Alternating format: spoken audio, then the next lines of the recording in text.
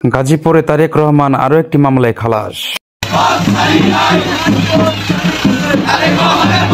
আসামি তারেক রহমান সহ ইনশাআল্লাহ আমরা 32 জন সহই আজকে বিজ্ঞ আদালত খালাস দিয়েছে আলহামদুলিল্লাহ। এই দিকে আর কি মামলা নম্বর 101/143 আর কি বিশেষ ট্রাইব্যুনাল তারেক রহমানকে প্রধান আসামি করে ওই মামলার এজাহারভুক্ত 5 নম্বর আসামি আমি।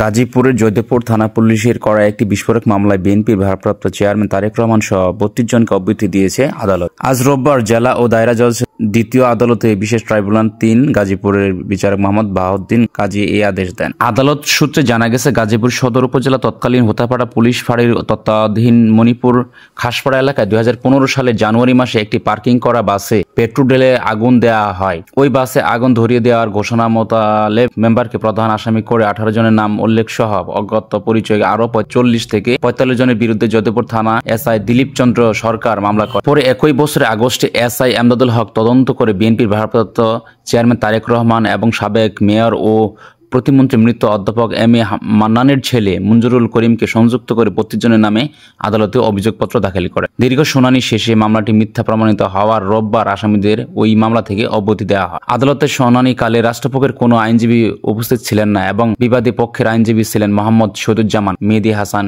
এলি, আনোয়ার হোসেন, নাসির উদ্দিন, শফিকুল আলম।